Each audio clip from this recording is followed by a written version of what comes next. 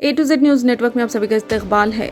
2008 मालेगांव बम धमाका केस, अदालत ने 7 मुल्जिमान को बरी कर दिया। 2008 के मशहूर मालेगांव बम धमाका केस में बड़ी पेशरफ्त हुई है, जहां खुसूसी अदालत ने तमाम 7 मुल्जिमान को नाकाफी शवाहिद की बुनियाद पर बरी कर दिया। अदालत ने फैसला सुनाते हुए कहा कि इस्तिगासा मुल्जिमान के खिलाफ इल्ज़ामात साबित करने में नाकाम रहा। मुल्जिमान में साबिक़ बीजेपी रुकन पार्लियामेंट साध्वी प्रज्ञा सिंह ठाकुर, कर्नल श्रीकांत पुरोहित और दीगर शामिल थे, जिन पर इल्ज़ाम था कि उन्होंने 29 सितंबर 2008 को महाराष्ट्र के मालेगांव शहर में होने वाले बम धमाके की साजिश रची, जिसमें 6 अफराद जाँ बहक और दर्जनों जख्मी हुए थे। अदालत के फैसले के बाद मुल्जिमान और इनके हामियों ने खुशी का इजहार किया, जबकि मुतासरीन के अहल खाना और समाजी तंजीमों ने मायूसी जाहिर की।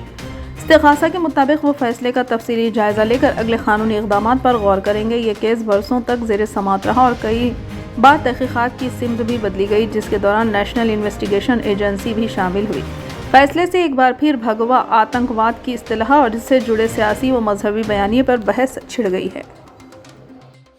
और उसमें 6 नमाजियों की और करीब 100 लोगों की इंजरी हुई थी। पहले मुंबई ATS ने, जिसको इन्वेस्टिगेट कर रहे थे हेमंत करकरे साहब, शहीद हेमंत करकरे, और उसके बाद वो इन्वेस्टिगेशन गए NIA के पास। अब इसमें इन्वेस्टिगेशन बहुत गलत हुआ। दूसरी बात यह है कि 17 साल के बाद कोर्ट ने तमाम आरोपियों को एक्विट कर दिया।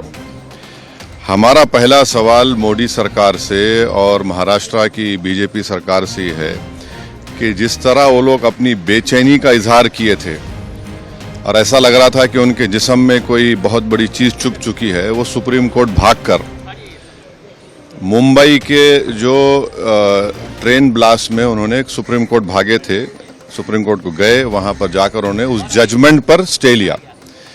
मेरा पहला सवाल ये है कि क्या टेररिज्म के ऊपर इनकी हिपोक्रेसी होगी अगर वो सुप्रीम कोर्ट नहीं जाएंगे? क्या वो सुप्रीम कोर्ट को जाएंगे? दूसरा ये है कि मिलिट्री ग्रेड RDX वहां पर इस्तेमाल हुआ, ये NIA ने अपनी चार्जशीट में कहा। अब ये मिलिट्री ग्रेड RDX इस्तेमाल हुआ तो फिर ये कहाँ से आया? भाई 2006 का बॉम्ब ब्लास्ट मालेगांव का 2 हुए, 2006, 2008। 2006 में आपने मुसलमानों को पकड़कर फुल पीटा, मारा, वो डिस्चार्ज हो गए। किसने किया वो? अब 2008 का ब्लास्ट फिर किसने किया? और तीसरा ये याद रखिए कि अगर साध्वी प्रज्ञा ठाकुर की मोटरसाइकिल पर ही वो बॉम्ब रखा गया RDX मिलिट्री ग्रेड, और NIA ने कहा कि उनके पास नहीं था, वो 2 लोगों के पास था, रामजी कलसांगरे, जो अभी तक गायब हैं। तो फिर ये हमको समझ में नहीं आ रहा। फिर मुंबई में जो ब्लास्ट हुआ था 1991 में, उसमें भी एक महिला के नाम पर एक वो गाड़ी थी, क्या बोलते हैं आपकी, मारुति वैन थी, जिसको ना चलाने आता था, उसको आपने कन्विक्शन दे दिया। ये हमको समझ में नहीं आ रहा। हाँ, नहीं, सुन तो लीजिए ना। अरे भाई, आप लोगों को इतना तकलीफ क्यों होती है?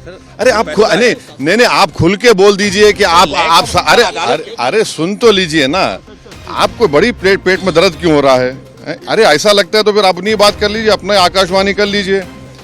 2016 में रोहिणी सालियान ने क्या कहा था? मैंने नहीं कहा कि उन पर प्रेशर डाला गया कि वो सौंप जाए उसके ऊपर। फिर 2017 में चार्जशीट में NIA डालती है, साध्वी प्रज्ञा ठाकुर का नाम नहीं था उसमें। तो ये सब जो चीजें हो रही है, इसका अकाउंटेबल कौन है? समझौता ब्लास्ट किसने किया नहीं मालूम, मक्का मस्जिद का ब्लास्ट किसने किया नहीं मालूम, मुंबई ट्रेन ब्लास्ट किसने किया नहीं मालूम, 2006 मालेगांव किसने किया नहीं मालूम, 2008 किसने किया नहीं मालूम। तो फिर कौन है? अगर वाकई में जिन लोगों ने ये किया है वो तो खुले फिर रहे हैं। फिर हम मोटा सवाल यही कर रहे हैं कि क्या मोदी सरकार, क्या महाराष्ट्र की सरकार सुप्रीम कोर्ट जाकर इस जजमेंट पर स्टे लगाएगी, नहीं लगाएगी? आतंकवाद से मुकाबला करने का दोहरा रवैया नहीं हो सकता। और जो मरने वालों का क्लोजर नहीं हुआ, चाहे वो मुंबई ट्रेन ब्लास्ट हो, चाहे समझौता हो, मालेगांव 2006 हो, मालेगांव 2008 हो, मक्का मस्जिद हो, अजमेर ब्लास्ट हो, इसका क्लोजर नहीं हुआ पीड़ित परिवार के लिए, जो अपने रिश्तेदारों को, अपने लव वंस को खोए हैं। भगवा आतंकवाद के लिए बात कही गई थी, इस केस के लिए कहा गया था भगवा आतंकवाद। चाहेंगे कि महाराष्ट्र की सरकार चुनौती दे सुप्रीम कोर्ट में? एनआईए है, सेंट्रल गवर्नमेंट भी है ना, पापा जी को क्यों भूल जा रहे आप लोग? एनआईए भी तो है। एनआईए किसके अंडर काम करती है?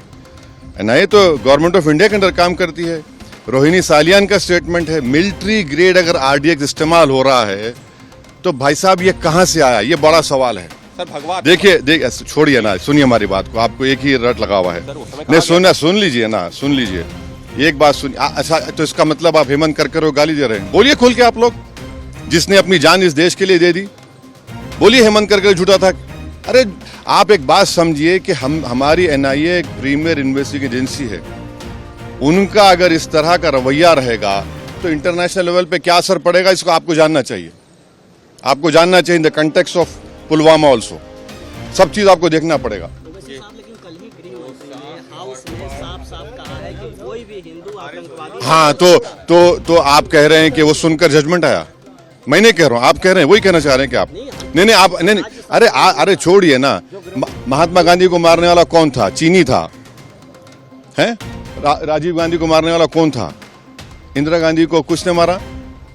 सब छोड़िए ना, आप लोग बहुत हम बोल सकते हैं। ये हम आपको कह रहे हैं कि क्या भारत सरकार, मोदी सरकार, क्या महाराष्ट्र की सरकार, वो जो लोग मरे हैं, चाहे वो ट्रेन ब्लास्ट में हो, आपने चले गए सुप्रीम कोर्ट जाकर रुका दिया आपने, इनका क्या करेंगे? मालेगांव 2006 किसने किया, 2008 किसने किया? देखिए हम सच बात कर रहे थे, रहमत बरस रही है। Thank you.